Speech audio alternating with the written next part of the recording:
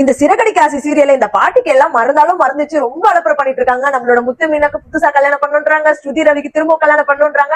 கதை எப்படி எடுக்கிறதுன்னு தெரியாம இப்படி எடுத்துட்டு போயிட்டு இருக்காங்களா, இல்ல இதுக்கு பின்னாடி எதனா ட்விஸ்ட் இருக்கா அப்படின்றதும் தெரியல. எனக்கு என்னமோ கதை எடுக்க தெரியாம என்ன பண்றதுன்னு தெரியாம எடுத்துட்டு இருக்காங்க அப்படின்னு எனக்கு தோணுது. நீங்க என்ன நினைக்கிறீங்கன்றத கமெண்ட் செக்ஷன்ல சொல்லிருப்பாங்க.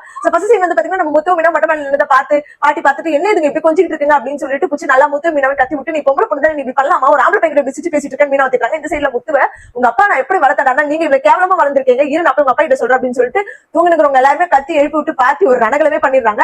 இவன் இப்படி பண்றான், இந்த பொண்ணு இந்த பையன் என்னன்னா இந்த பொண்ணு பின்னாடி இப்படி சுத்திட்டு இருக்கான், இந்த பையன் என்னன்னா இந்த பொண்ணு பின்னாடி இப்படி சுத்திட்டு இருக்கா. மனோஜ் தான் நல்ல பையன் அப்படின்னு சொல்லிட்டு மனோஜ் பத்தி எதுவுமே தெரியாம பாட்டி மனோஜ் தூக்கி வச்சுட்டு பேசுறாங்க. முத்துக்கு சமக்கம் வந்துருக்கு, யாரும் அவனா நல்ல அப்படின்னா ஆமாண்டா அவன் நல்ல அவன் எந்த பொண்ணுகிட்டே பேசிட்டு கிடையாது, நீங்க இருக்கீங்க ஃபேட் பசங்க அப்படின்னு சொல்லிட்டு இவங்க ரெண்டு பேருக்கு எப்படியாவது கல்யாணம் பண்ணி வச்சிடணும் அண்ணாமலை அப்படின்னு சொல்லிட்டு பாட்டி ஒரு வழியா முத்துக்கும் மீனாக்கும் திரும்ப கல்யாணம் பண்ணி வைக்கணும் அப்படின்னு சொல்லிட்டு பேசி முடிக்கிறாங்க. அண்ணாமலையா அது கொண்டு என்ன சொல்றது, என்ன பண்ண அவங்க வழிக்கு தான் நம்ம பிடிக்கும், அப்பதான் அவங்க சரியாவாங்க டாக்டர் சொல்லிருக்காங்க, திரும்ப கல்யாணம் பண்ணி வச்சிருந்தான் அப்படின்னு சொல்லிட்டு டிசைட் பண்ணிருக்காங்க. சோ அதோட இந்த சீன் முடியுது. அடுத்த சீன் வந்து என்னன்னு பாத்தீங்கன்னா நம்மளோட முத்து மீனா அவங்க அம்மா வீட்டுக்கு வராங்க. மீனோட அம்மா வீட்டுக்கு வரும்போது பாத்தீங்கன்னா சத்தியோட கார் வெளியே நிக்குது. அதை பார்த்து முத்து கேட்கற யாரோட மீனா கார் இது இவ்வளவு பெருசா எங்க நிக்குது அப்படின்னா நம்ம வீட்டுல யாருக்குமே இவ்வளவு வசதியான கார்ல கிடையாதுங்க, வேற யாராவது இருக்கும் வாங்க மேல அப்படின்னு சொல்லிட்டு மேல பத்த சத்தியம் உட்காந்துட்டு இருக்கான். அப்புறமேட்டு அவங்க அத்தை கிட்ட கேட்கற யாரோட கார் அத்தது கீழே அப்படி இருக்கு அப்படின்னு ஒரு சத்தியோட கார் தான் மாமனாரோட காரு அப்படின்னு என்ன எடுத்துக்க சொன்னாரு அப்படின்னு முத்து கொண்டு சிரிப்பு வந்துட்டு சரிடா ஓகே வேணும் மீனா கதையும் சந்தேகம் ஆயிடுது. அதுக்கப்புறமேட்டுல இது போல அம்மா நான் ஒரு விஷயம் சொல்றதுக்காக தான் வந்து நல்ல வேலை அக்கா அம்மா வந்துட்டாங்க இப்ப நான் சொல்லிட்டேன் அப்படின்னு சொல்லிட்டு அங்க வேலை எனக்கு ரொம்ப டைட்டா இருக்குமா, அங்க இருந்து திரும்ப என்னால இங்க வந்துட்டு போயிட்டு இருக்க முடியாது, நான் அங்கேயே தங்கி வேலை செய்யலாம் முடிவு பண்ணிட்டேன் அப்படின்னு சொல்லிட்டு சொல்றாரு. உடனே மீனா பார்த்துட்டு அவங்க கையை காலெல்லாம் பார்த்துட்டு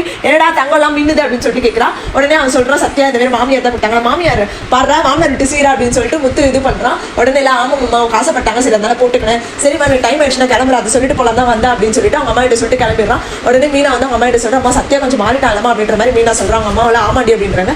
அதோட இந்த எபிசோட முடிச்சிருக்காங்க. எனக்கு தெரிஞ்சு சத்யா மாறின மாதிரி தான் காட்டுறாங்க. பட் ஆனா ரேகாவும் இதுல கொஞ்சம் எதனா சத்யா குடும்பத்துல இருந்து பிரிக்கிறதுக்கு இது பண்ணுதோ அப்படின்ற மாதிரி எனக்கு தோணுது. நீங்க என்ன நினைக்கிறீங்க சிறகடி காசில சத்யாவோட கேரக்டர் பத்தி நீங்க என்ன நினைக்கிறீங்கன்றத கமெண்ட் செக்ஷன்ல சொல்லிருக்கோங்க. வெயிட் பண்ணி பாப்பா என்ன நடக்குது. இந்த மாதிரி ஒரு கமெண்ட் பண்ணிக்கோங்க.